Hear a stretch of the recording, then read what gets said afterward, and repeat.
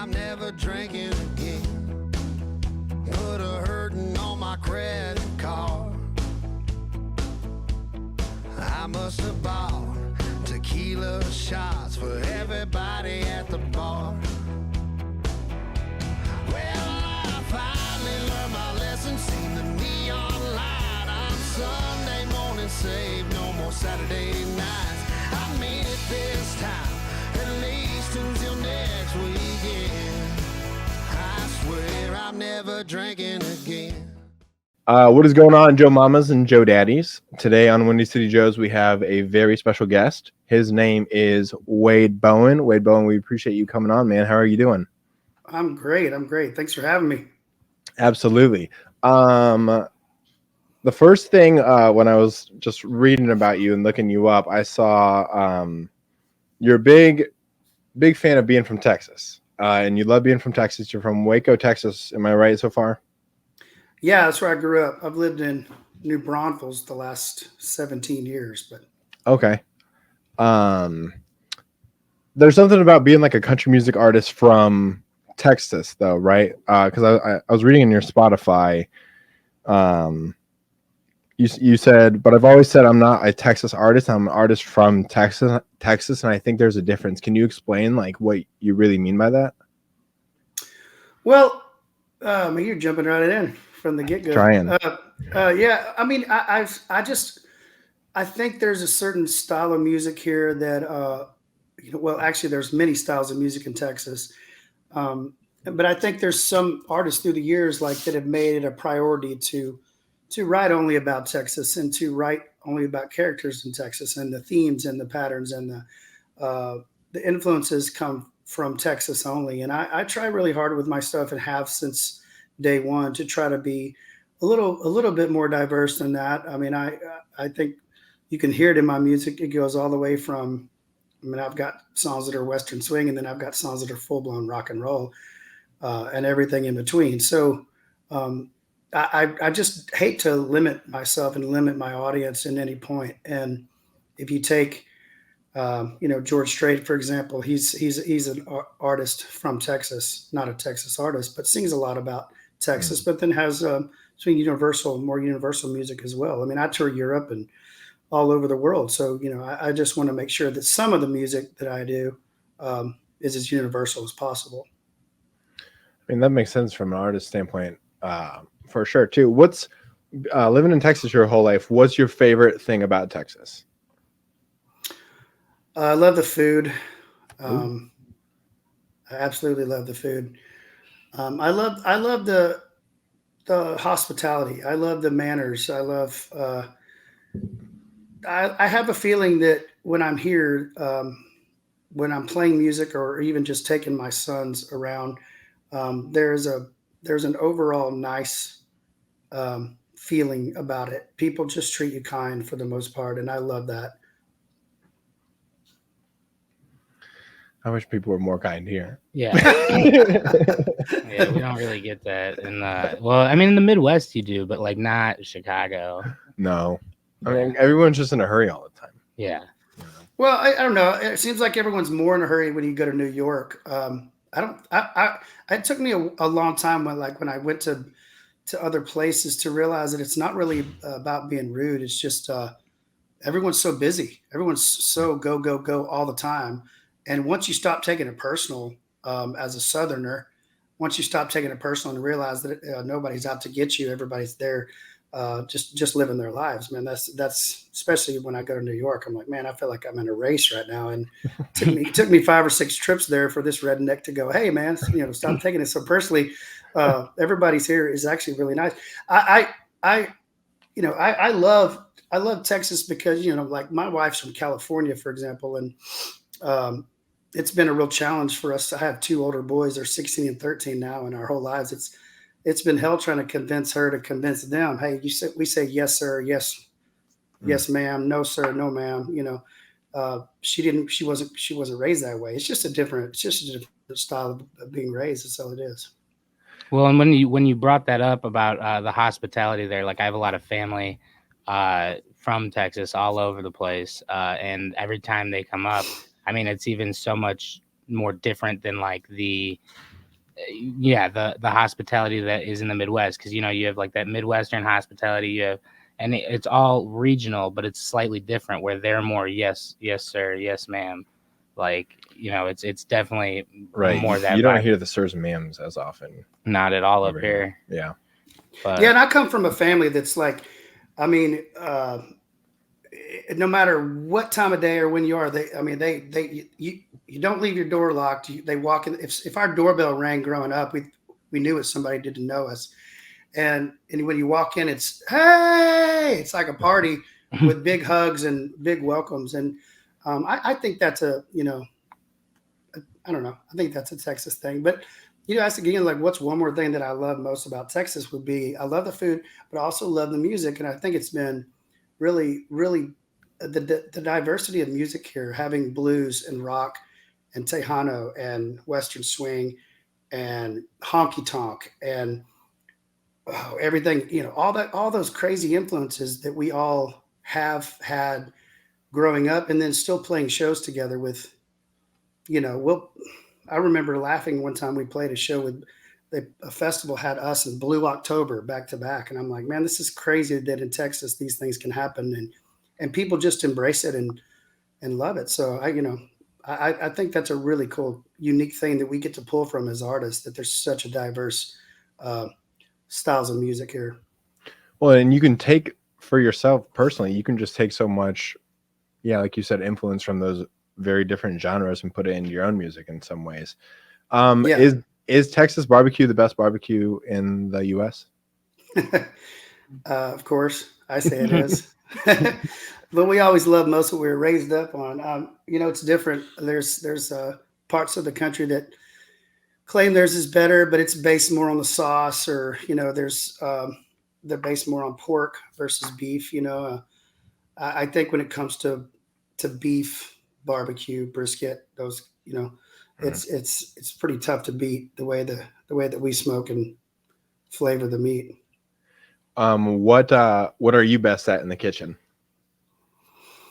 Oh man, I don't know. I mean, I was raised. My grandfather had a meat market, which eventually turned into a restaurant for my uncles. My Uncle Bill and Uncle Bob had a restaurant, and they've, along with my mom, never joined with the restaurant, but she was always around it and always cooked great food growing up. So it was always a lot of casseroles and a lot of homemade pies and things like that I really love cooking nowadays. But last night my favorite thing is just throw a great steak on. Like last night, that's what I cooked for my family. Threw some steak. I got back from Key West Music Festival, and it takes technically it probably takes 3 weeks to recover in full, but a good full 2 days at home to recover. And I felt like last night I should cook some good steaks, so that's what I did.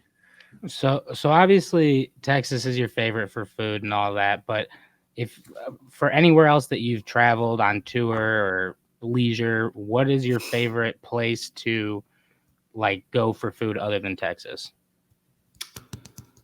Man, I really do love a deep dish Chicago pizza. There we go. I really do. I mean, I'm not just saying that because we're on Windy City Joe's. I really do love it. It's something very unique that you just can't get the same anywhere else. Man, I don't know. You put me on the spot though.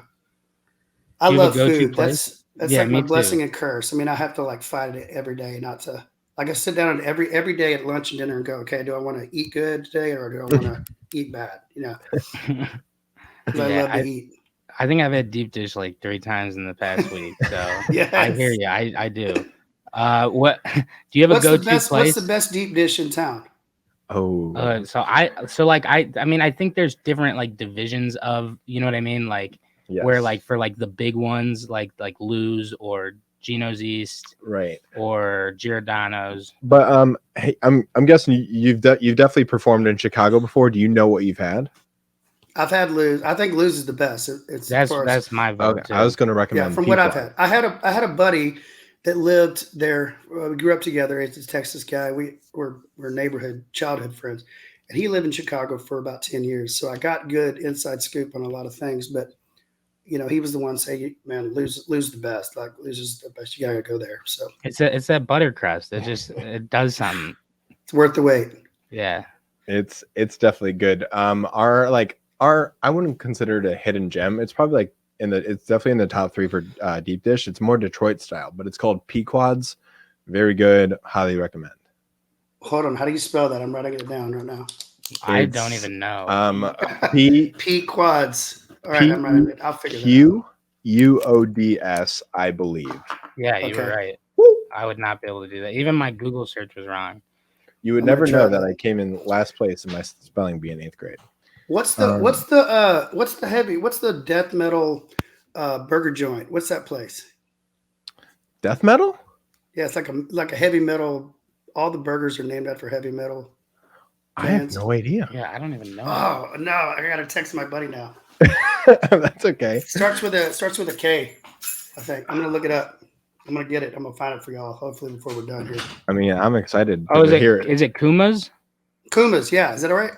Yeah. Is that right?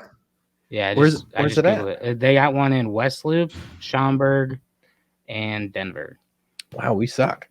Yeah. I live in the Loop too, so I should have known. Yeah, my buddy, he was like, because my wife and I used to make trips every year to Chicago for a very long time, for probably 6-7 years straight. We just love coming up there and hanging out. Love the town. We haven't done it in a while. I need to revisit that. But yeah, I was telling you, I got inside scoop from my buddy. Gotcha. No, yeah, we need to check out that Yeah. place. Speaking of Chicago, your song "Who I Am" on Spotify, which has over 13 million streams, no big deal. It's crazy. Was that recorded at the Blue Light in Chicago? No, it was the Blue Light in Lubbock, Texas. Okay. I was going to say it would make like, not that it would be weird or anything, but it'd kind of be weird if it happened to be the Blue Light here in Chicago. Anyways, that was when I was in college. I went to Texas Tech out there in Lubbock, Texas, and I was in college at the time and recorded that record there. It's crazy, man. It's a live version of a song that has become that popular. It's the 3rd song I ever wrote in my life. I am like a huge fan of live music on Spotify or whatever music app you have, and like that version of your song is just so fucking good. It's insane. And like now learning that went out in college, like that's just unreal. And that's the 3rd, like that's crazy. That's so cool. Yeah, Ray Wiley Hubbard. I'm not sure if you're familiar with him, but he's fantastic. And he's like my Yoda of music. And he said it one time on a live record. He said, "Be careful what you write because you might have to sing it forever." Mm-hmm. And that being the 3rd song I ever wrote, it's a love song. Obviously, I wasn't in love at the time. I just thought I knew what love was. It's crazy to me that song. I mean, every single night has been, every year after year, been my most requested song, the most played song. It blows my mind. I feel like I've written. You obviously, I mean, when it's your 3rd song you've ever written, you obviously feel like you've written better songs, but it doesn't matter what we think as the writers or the artists. I mean, people listen to what they want to listen to, and it still blows my mind that song is it's always there. It's always been there. Just like you said, 13 million. I mean, on Spotify, that's just nuts. So you wrote that in college. Can you do you remember, I guess, just the emotional stage or even the physical place where like you had the idea and you just started putting pen or pencil to paper and like? I know that I was in one of my rental houses. I moved like every semester because I was an idiot. Got kicked out of a few and all that, but I believe I was in, I believe I know the house I was in. And really, I just started writing because if you, the lyrics are, "I love this, I love this, I love this," is like, I mean, it's not super clever or anything. I was just a young kid trying to figure out how the hell to write. But back then, when I first started, everything was based off of trial and error. You're listening to songs, you're listening to chord progressions and things that or sound familiar. And a lot of songs through time were, that kind of G, E minor, C, D progression. Stand By Me, Amazing Grace has kind of a thing to it like that. Yeah. It's just, I kind of learned from that and kind of just stuck with it. And literally, it's the same chord progression the entire song. It doesn't change one bit. And like I said, I joke around and say it was about my imaginary girlfriend at the time, but it probably was. I just started writing. I remember writing because I was like, okay, I'm going to write this about a guy that thinks he knows what love is about. And this is what I thought love was at the time. And man, it's crazy to look back on it now. Man, that is crazy. Yeah. That is crazy. Do you have like when you were writing that song, when you were first starting out and starting to write your own music, it was what artists or specific songs were like the biggest inspiration for your style? I would say, well, I was a product, like I loved 90s country. That was when I was a kid, that was like, I loved it so much, but it was before I could play guitar. I didn't teach myself to play guitar until probably 96 probably. And so, and right around then was when I was going off to school, and I saw Robert O'Keefe in concert my freshman year in college. And up until that point, I thought that I was going to have to do the Nashville thing to play country music. I had the dream of playing country music, but I thought at that time I'd have to move to Nashville, wait tables and wait my turn and learn and do all this. And then I saw Robert O'Keefe play, and it was a sold out bar in Lubbock, Texas, and everyone was singing everywhere. I hardly knew anything by him at the time, and it changed my life forever. I immediately went out, found some buddies, started jamming in the garage and learning cover songs, learned a lot of Robert Earl songs. And it completely changed the whole way. I started booking my own shows and started begging people to let us get on stage. And I never left. It never changed. I'm still doing the same thing this many years later. I mean, it changed my life forever. I never moved to Nashville, even though I've got a place there now. I spend so much time there, but I never made the move because I was always on tour and always on the road from that moment on. And that was a pretty big change in my life. And so that I kind of started diving into Robert Earl and Guy Clark and Steve Earle and those Texas songwriters, Willie Nelson, Waylon. I started diving into those guys quite a bit in the early part of my writing process.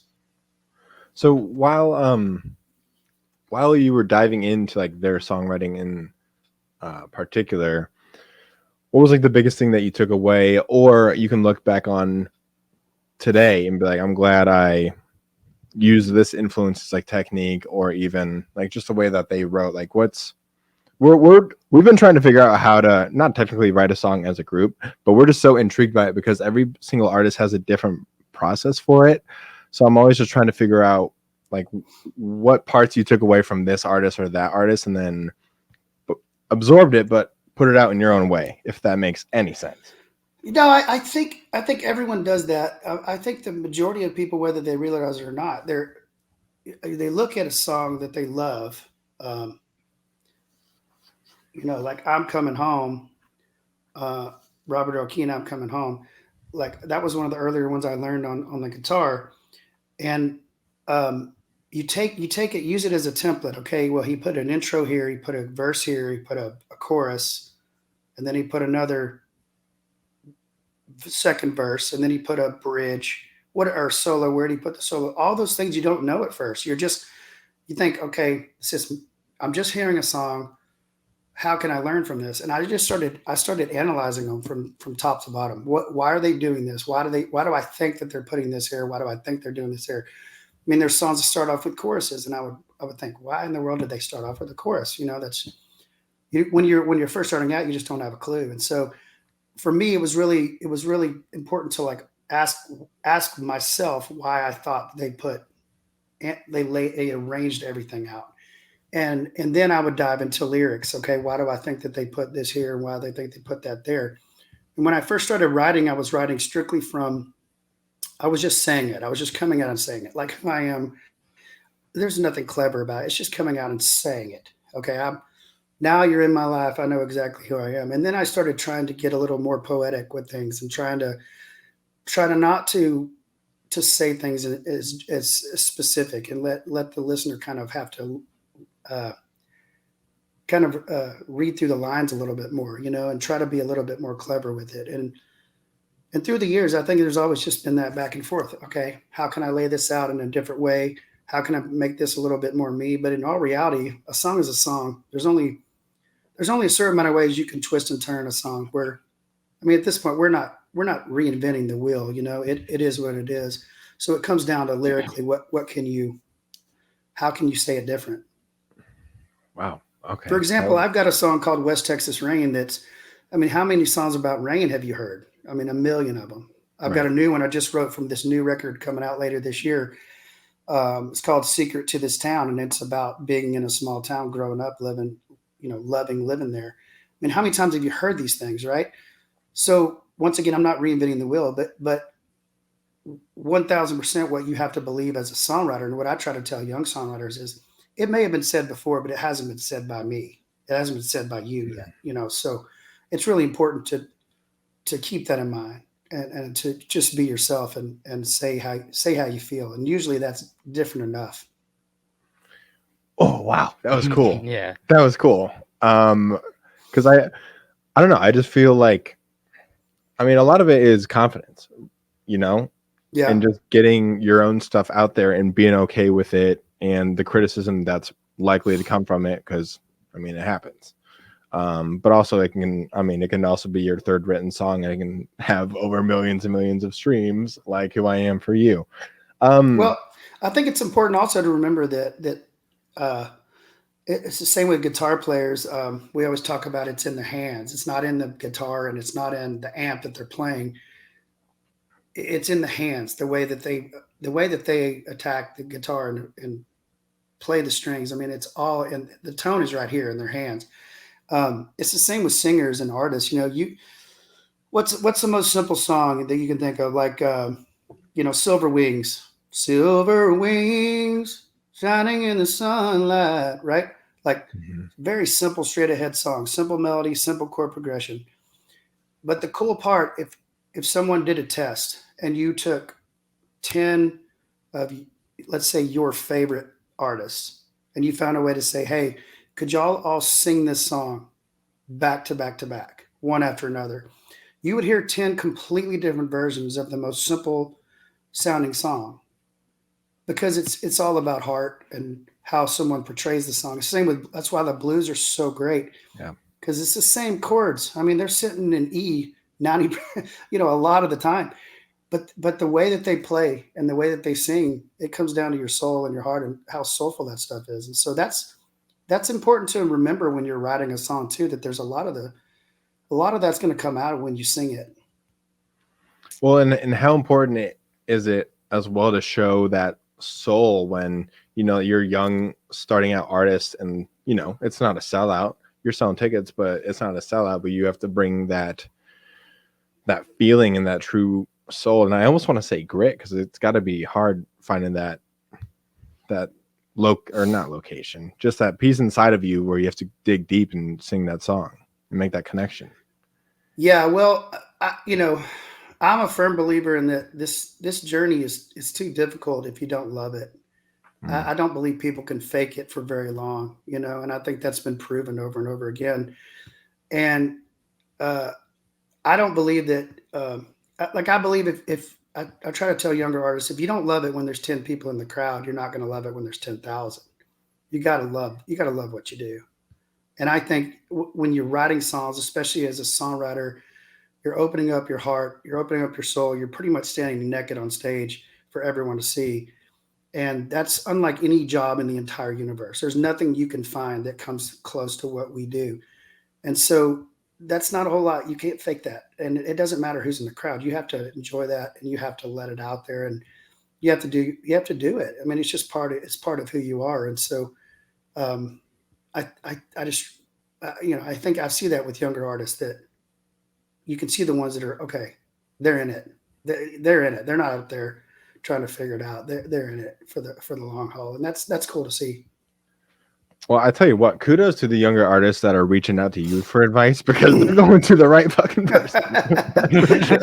Yeah. Well, I'm not ever shy about giving an advice. I probably should listen to my own advice more, but I I hear you. like helping. I like helping people, man. If they could, I didn't have a whole lot of people helping me growing up. There was, growing up musically, trying to figure all this out. It was a lot of trial and error myself. So if I can help somebody else, make it a little easier. This is a hard life, man. So Absolutely. I do want to backtrack to more lyric writing. Is it true though?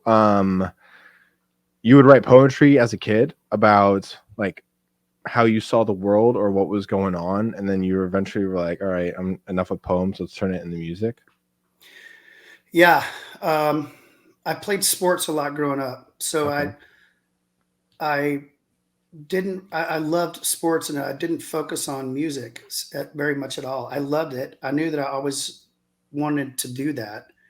I knew I was always eventually, from the moment I was 8 years old, that I wanted to move to Nashville and play country music. That's what I wanted to do. I just wasn't focused on it. I got my first guitar when I was 8, and I didn't teach myself to play guitar till I was 17. Wow. So with that being said, I always wrote a lot of poetry because I didn't have a guitar yet. I didn't know how to put music to it yet. So I wrote a lot of short stories and a lot of poems. And I think it's when you're a writer, a true writer, I think you have to get it out in some form. However you do that, you figure it out. And so that's what I did. I wrote it short stories and poems and stuff. And then when I started playing guitar, that was really the only reason I started playing guitar, was so that I could take those lyrics or poems or whatever and put them into song. That's why I'm not a very good guitar player. I'm pretty shitty. That's why I have 2 guitar players in my band, because I just taught myself to play guitar well enough so I could write songs, and I put music to it that way. But I leave the lead playing up to everybody else. So with Who I Am being your third song, and you said that you felt like you'd written better songs, what would you say is your like favorite? And I know this is hard like to pick, Because everyone's your baby. Like, yeah. But like what song was like you had the most fun like writing versus like maybe one that you had more fun like performing on stage? The most fun I've had writing, man, I don't know. I mean, when Randy Rogers and I do this stuff called Hold My Beer, it's actually a tour we started called Hold My Beer and Watch This, which is just the greatest tour name ever. Yeah, just goofy as hell, sums it up. But we started making records, and that I don't know if I could pick one song out of that project that we did, but that would be like the most fun. But those projects to me, it's almost like I have this drunk alter ego. He's pretty famous down here. His name is Paul, and it's like I get to be Paul when I'm making those records. Like we both just become this different persona, and it's very lighthearted. It's very it's trying to play country music like we have this. I grew up, like I said, a product of the 90s country. That's what I love so much. And then discovered Robert Earl, and then eventually discovered Springsteen. So my influences as far as my career are all over the map. But with this stuff, we tap into George Jones and Johnny Paycheck and Merle Haggard and Willie. We watch those old videos and YouTube things of them just hammered on stage, I don't know how they still sang and stuff like that. And we just like, man, that's what we sought out to do. And we have so much fun writing for those records now and putting those things out. I mean, it's just that would be a lot of fun. That I would say it's probably, I don't know if it's the most fun because I love my job, but it's a lot of fun making those records and doing that. We joke around on stage. We're like, man, this isn't even fair. We're having too much fun to be making money tonight, and that's cool. As far as what was the second part to your question? It was what's the most fun you did like a performing on stage? Oh, the most fun I had performing. Man, I'm actually going to go most recent because they had this night here in Key West where they called it Sing Along Night. And this all-star band put together a list of all these sing-along songs, and we got to choose what we wanted to sing. Ooh. And I did Beastie Boys, "You Got to Fight for Your Right to Party." And man, I walked off stage going, "Can we just go back and do that again?" Because that was the most fun I've had in a really long time. That's My bass awesome. player sang with me, and Randy sang with me, and pretty much had the whole entire amphitheater singing with us, and we had so much fun. That's the most fun I've had in a long time, singing Beastie Boys. So, Man, that's awesome, especially in Key West. Like, I mean, man, your listeners are gonna think I'm the biggest idiot ever. no, No, no not way, at no way. Screw them. I mean, thank you for listening, but screw you if you think that. Oh, you're right. Friday. That's a good song. Yeah, no, it's gonna be stuck in my head for the rest of the goddamn day. Wait, before we talk to you about performing at Joe's on Weed coming up, I want to hear about. So during the pandemic, you came up with Wade's World, where you would interview country music artists and just talk about their music. Like, where that idea come from, and how do you think it went? So, I was hearing rumors of at the beginning of 2020. I was hearing rumors that we were going to be shut down, and of course, I was like, "What? What in the hell's going on in the world?" Right? Right. And then I had a few conversations with people about these things they were calling live streams, and I had no clue. And it made me mad that I didn't know, because I don't like business things happening and I don't know what's going on. It makes me mad at myself. So I started diving in, asking around to friends, and started, doing my own research. And I did it very quickly. And then it became a mission to try to be the first live stream.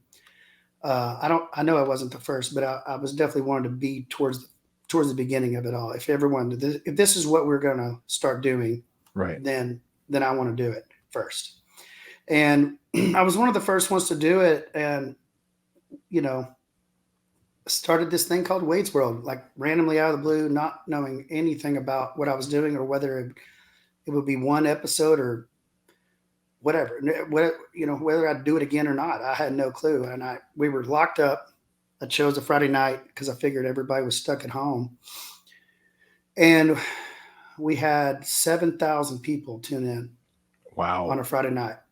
And we asked we said, we've been shut down. We don't know how long we're going to be shut down. We asked for donations, and people came to the table. I mean, they donated so much money to our band and crew and the artists that we had, the guest at the time. And it was unbelievable, man. I never seen anything like it. We were down and out, and everybody was down and out. Everybody was locked down. Everybody's scared to be giving money. Mm-hmm. But they did. They gave it because they love music. Music still, when the world's shut down and everything's chaos, you don't know what's going on in your life. People still turn to music, and they still need it, and they still want it. And that was the most shocking thing to me, because I was like, man, it's probably going to be the last thing on their minds right now. They're all going to go home and hug their families and try to figure some stuff out. No, they were begging for more. So we kept doing them and kept doing them and kept doing them. I did them every Friday during the entire lockdown.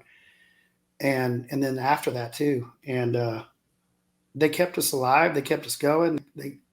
It was unbelievable. And I had so much fun doing it. I think each episode, I think they're on my Facebook page. They're like over 3 hours long. Wow. Because we talked music and we played songs and we just had a blast, figuring this whole crazy mess out. And there was a few silver linings that came out of that craziness, and that's towards the top of the list. Wade's World was something that really, really made me appreciate what I have, and made me appreciate the people that listen to our music, and made me appreciate my job. I love playing music, and I love it now more than I ever have. And that's just a lot of great things came out of that. Well, I bet seeing especially the support from the fans alone would just give you chills, they want this still, even though it's the world almost for a little while had no hope. It was Yeah, it was honestly, the most fun I had during lockdown was watching the different artists do their live shows, and I was right. this is so cool that creative. they're still able to get out and do what they love. And Yeah. and it almost showed that oh, like they're like everyone's in this together. We're all locked down. We're all doing it. You know what I mean? Like no one's like, you know what I mean? Yeah, Like it's the same it for was everyone. it was really cool to see too. Like what musicians are notoriously known for being lazy, and you saw the complete opposite from everybody. I mean, everyone was busting their ass to try to play for 2 hours or whatever it was a night for tips in a jar. I mean, it was really cool to see everybody work their asses off and figure it out and get creative. And man, it's everything happens for a reason. I'm a firm believer in that. We just figure it out, and it was a really rough time. We lost a lot of people, and it was a hard time for our country and for our world. And um, I would never want to go through it again. But you got to find the positive in every situation, and that's definitely one of the positives to have Wade's World. And we did it all the way through the end of last year too. I mean, we kept them going because I still have people come up now to this day, every show, every night almost. They say, "Hey man, thank you for Wade's World. We sat around with our families on our back porch every Friday, or in our by the fireplace every Friday, and watched your show, and you kept us going." And that just means the world, man. I mean, I was gonna say maybe like Wade's World should turn into just a music lovers podcast, but like there's a lot of problems putting certain songs on podcasts. However, I think just like hearing you talk about music, and I can feel your passion just through music and the country music family, like just through your words and everything. So I think you would have a pretty cool and unique podcast. Just saying. Yeah, I need to expand on it more. I really do love talking music, as you can tell. Yeah. I love it, and I love hearing everybody else talk about it. That was one of my favorite things too. Like to hear the other artists talk shop. I mean, it's really fun. And when you get two musicians like talking about things, like I would just I would look up 30 minutes later. I'm like, man, we haven't played a song in 30 minutes. We should probably play something right now. Just get lost in the conversation, and that has to be cool as a fan of music. I mean, I would love to see that from you know Springsteen or Robert Earl or whoever. Right. Well, and even like for the up and coming artists too, like that's an entire 3 hours of education that they can grab and learn so much from. Right. Yeah. I'll look into it. If I do it, I'll call you guys for some advice and some help. Oh, done. We would be happy to help you. Happy to help you. All Thank you. right. We know we're over the time a little bit, so thank you for bearing with us. But I want to talk about you coming to Joe's on Weed, February 11th. Yeah. You have anything to say to the fans, or little like secrets or something that you might pull out through the show? I don't know. Talk to your fans, because I'm not doing a good job. It's been a long time since we've been to Chicago, and I really do. I love it. I love it there. Every time we played, Joe's has always been a really open arms. Hey, come on in here. We're so glad to have you type of a place. And everybody's, not every venue's like that. And I've been playing music a long time, and not everybody's like that. And the moment you step foot in there, you get treated kindly, like kings, like they're so glad to have you there. And that sets up for really great shows. And I think that's why they have such a great reputation of having great shows, is because they know how to treat the artists and get them in the right headspace for putting on good shows. And I love Ed. He takes great care of us. I love the stage. I love being there. I've got a lot of music. If you can't tell, I love music right now more than ever. I did an EP back in November that I released. It's called Where Phones Don't Work, and it's 6 brand new songs. So I wrote a lot and recorded a lot during the last couple of years. And when it came time to release stuff, there was evidently, obviously everybody else was doing the same thing. So there wasn't very many slots open for me to put a new record out. So it wasn't going to be till later this year. And I was like, man, I've been writing some of the best stuff I feel of my entire life. I can't wait that long to put stuff out. So I put an EP out on my own in November. And I really believe in this stuff. It's really cool. I think it really adds to our live shows. It's fun music, but it's also still very sincere and intense. And we've been playing a lot of that in our show. So I think that's pretty cool to know showing up that, hey man, he's got a lot of new music and some cool stories and things to add to the plate. And like I said, I'm so excited. I love playing music now. I feel like I'm 25 again, but I have a lot more knowledge, and it feels good to be on stage. And we're just excited, man. I love that room, and I love the city, and it's going to be a lot of fun. Absolutely. We are looking forward to it. February 11th. You can get tickets at www.joesbar.com. Will Paul be making an appearance? Man, I hope not. I hope so. Somebody made me a hat one time that said, "Who put Paul on the guest list tonight?" So, I mean, people do love him, but he can also be a real barn burner. So, you get what you get with that guy. If he shows up, I'll just say this: if he shows up, you'll know. Oh, there he is. That's the guy. Gotcha. Well, Mr. Wade Bowen, thank you so much for coming on Windy City Joe's. It's been a blast talking to you, and we're looking forward to February 11th. Hey, I am too, man. Anytime, y'all. I can talk your ear off, as you know. So, y'all let me know. I'd be happy to come on anytime. Thanks for the chat. Hey, you're always welcome. Thank you so much. Yeah, thank you. This was all awesome. right, guys. Thank y'all so much.